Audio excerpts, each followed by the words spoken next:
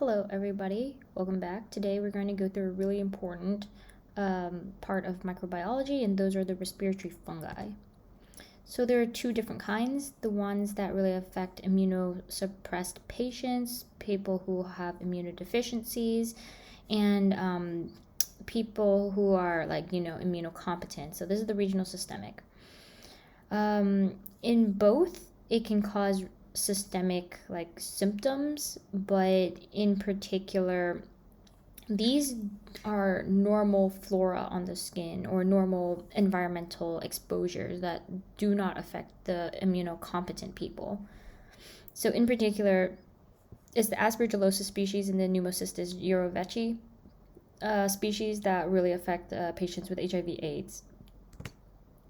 So going through it, the Rhizopus aurigeus is the most common compared to the mucor. It's a monomorphic non-septate hyphae, so it has only one form. It's not like the others where there's a yeast and a mold form. There's only one form. It's this, Rhizopus.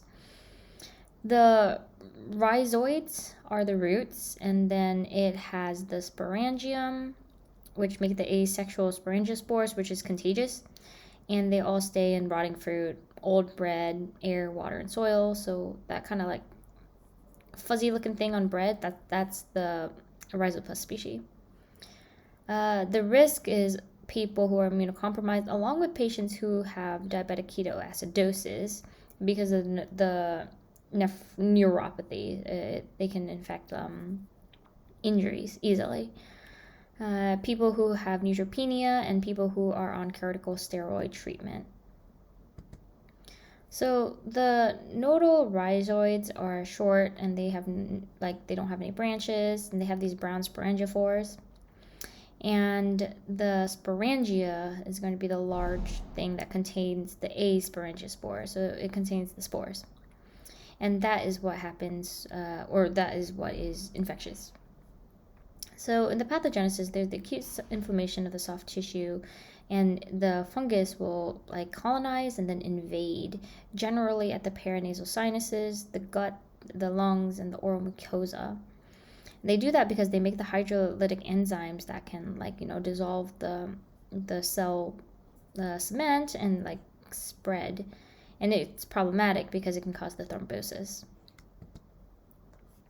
The zygomycosis or the mucormycosis, it usually involves the rhinofacial cranial area, the lungs, the gastrointestinal tract, and the skin. So the rhinocerebral is of course the most fatal form because it's a straight shot from the nose to the brain, as you can see with this lady here. The signs are the orbital cellulitis, the prooptosis, so the bulging of the eyes, and if it goes in the brain, partial paralysis, coma, and death. The thoracic is still serious, but it will just kill you slower. It's the infarction of the lung tissue, and it forms a hole in the lung called a cavitation, and in there it forms a fungus ball. As you can see here, it eats through the face and straight up to the bone. So we diagnose it using the nasal discharge, sputum, paranasal sinuses, biopsy if we're suspicious, and the aspirate. We use a potassium hydroxide wet mount to see a broad, non-septate, ribbon-like hyphae, and they branch all at right angles, which is important to know. And you stain it with either the periodic acid shift or hemotoxylin and I never actually know the names. It's just called H&E. So yeah, not that important as a clinician because your techs will do it for you. But if you are going to be a tech, it grows on the suborod dextrose agar, and it has a cotton candy kind of growth. All right, back to clinicians, right? So how do we treat it? Surgical debridement, immediately. Try to take as much as the tissue as possible, after outside of the margins, to make sure you've gotten all the spores. Amphotericin B, proconazole, or isavuconazole, after the debridement. So the Aspergillosis species is a monomorphic mold, and it has the septate hyphae. Unlike the rhizomucor species, or rhizopus and the mucor species. This one has branching at 45 degrees instead of 90 degrees. Aspergillus, fumigatus is the most common. It's usually found in like decaying vegetation soil, and it makes the spores, which are the conidia. And they are, of course, the risk are going to be your neutropenic patients. So you can see here, these are the conidia. Okay, so what does it cause? It causes obstructive sinusitis and bronchitis because of the colonization, and those form plugs that are made out of the hyphal mass and the mucus. Very dangerous in patients with cystic fibrosis. So the allergic bronchopulmonary aspergillosis is a combination between the colonization of the actual fungus and the allergic reaction to the fungus. It's problematic because it's difficult to treat. The pulmonary aspergilloma is going to be a colonization of a pre-existing cavity, usually caused by TB. The invasive, of course, the most serious, is when it invades the vascular system, and that results in the pulmonary necrotizing aspergillosis. And makes the mycotoxicosis, which is going to be a certain aflatoxin, which is carcinogenic. If you remember carcinogenic, toxins, this is actually going to be, in particular, hepatocellular carcinoma. Okay, you treat the sample with a potassium hydroxide and you stain it with Gemsa. You want to see the septate branching at 45-degree angles in order to differentiate it from the rhizopus and the mucor species. And we want to see the conidia. However, it's tough to culture because there's a lot of false positives. And usually you culture it on the sabroidextrous agar to kind of like decrease the chance of a false positive. You add the antibiotics gentamicin or chloramphenicol without cyclohexamide. And with that, it forms a yellow-black colony at room temperature. To be more precise, you also use serology. We test for IgE just in case it's the allergic form, and the galactomannan antigen. You treat it with voriconazole. Pneumocystis jirovecii is going to form a interstitial pneumonia or plasma cell pneumonia, and it doesn't grow on normal fungal media because it lacks ergosterol, which is bad because it's not sensitive to the antifungal drugs. This has two forms. It forms trophocytes and cysts. The reservoir is going to be both humans and animals, and you get it from inhalation of the spores or cysts. This is the most common opportunistic infection in patients with AIDS. What does it cause? It causes interstitial pneumonia. So it's the interstitium at risk, and there are going to be damage to the alveoli and frothy exudates. Of course, it's going to present as fever because it's an inflammatory process, dry cough, shortness of breath, and fatigue. X-rays look like this, which is considered ground glass appearance. And it can spread. It can spread to the lymph nodes, the spleen, the liver, and the bone marrow. And in there's going to be a lot of these eosinophils and a lot of neutrophils being called into. So we are going to stain any of the specimens with Gemsa stains or silver stain, and you use the direct fluorescent antigen to see the cyst. The cysts are going to be round, and they're thick-walled with intracystic bodies, and when they rupture, they appear as crescents. So the intracystic bodies are going to be your dissolved red blood cells. Well, how do we treat it? We actually use an antibiotic, so surprising. It's the trimethoprim sulfametazole. Histoplasma capsulatum is also known as cave disease, and it's going to be a dimorphic mold and yeast. And the mold makes two different kinds of asexual spores. the tuberculate Macronidia, which is going to be thick-walled with a spike-like projection, and the Microcanadia, which is thin-walled and it's small. This is going to come from birds and bats, and they are transmission. The transmission is during like inhalation, basically.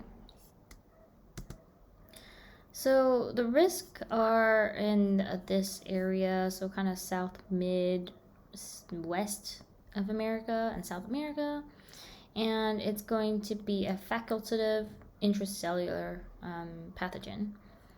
So those inhaled spores are going to be engulfed by the macrophages or the neutrophils, and they develop into yeast. So that's why they can live in the cells. They survive in those phygolysosomes by making bicarbonate and ammonia to keep the pH alkaline. And from there, since it survives, it can be carried to anywhere that processes the macrophages, so the lymph nodes, liver, spleen, etc. Most of the cases are asymptomatic, but in patients who are immunocompromised, they are going to cause the acute flu-like symptoms, the fever, the cough, the mediastinal lymphadenopathy, and the patchy infiltrates. They form these cavity lesions, and those lesions can calcify as they heal. If they heal, they can also form like a nice little hole for aspergillosis to make its fungal ball too. So if there's any holes in the lungs, like these things are going to come and occupy it. It also affects extrapulmonary systems, so they are going to disseminate to the liver, the spleen, the bone marrow, lymph nodes, and the mouth, intestines, and the skin.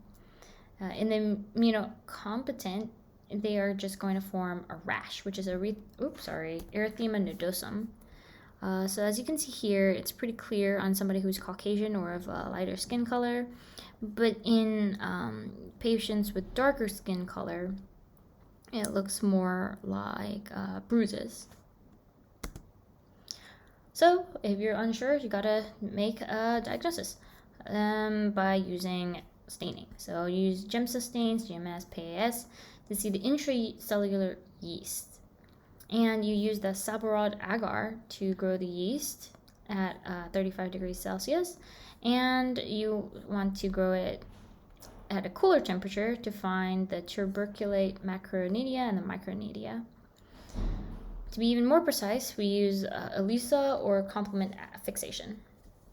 In the immunodiffusion assay, you want to find the presence of the H and M, like bands or like lines, and those are going to indicate that the patient has an active infection with histoplasmosis. And the presence of only an M line is going to indicate earlier chronic disease. So how do we treat it? Amphotericin B, itraconazole, but in most cases it's just a rash, so patients do recover without treatment. Blastomyces dermatitis is going to have two forms as well. A yeast, which is going to be double-walled with a broad-based bud, so it's kind of like a gourd, and a mold form, which is the hyphae with the Microcanadia. Reservoir is going to be in basically river valleys, kind of everywhere. They are infectious due to the inhalation of the airborne canidia, which also can go through the skin. Disease is going to be caused by the inhalation of the canidia, which then develop into the yeast, and it can incubate for weeks. And if it infects the lungs, it's going to cause like a flu-like or typical pneumonia-like symptoms. But in chronic cases, it can resemble tuberculosis or lung cancer. In the extrapulmonary systems, it will affect the skin and the bone through the blood route. And if it affects the skin, it causes these chronic cutaneous lesions that ulcerate. You are going to use a chest x-ray to see whether they are forming these net-like structures. And the microscopy you can use to show the yeast form. Culture is inconvenient because it takes 4 weeks, and to speed up the process, you just use the antigen detection in the urine. So you treat it by amphotericin B and itraconazole.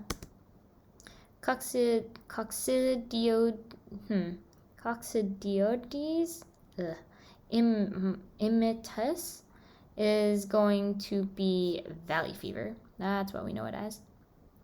It's a dimorphic fungus, and it can be an arthroconidia or a spheral. Spherals are the ones containing all the endospores. The reservoir is going to be in these like kind of desert valleys, and the transmission is the inhalation of the spores. For some reason, it affects Filipinos and African American people or people of those descent a lot more, along with pregnant women and the immunocompromised, of course. So first, what happens? The arthrospores are going to be inhaled, and then they're converted to the spherals in the lung. Those make the endospores that rupture, release, and disseminate.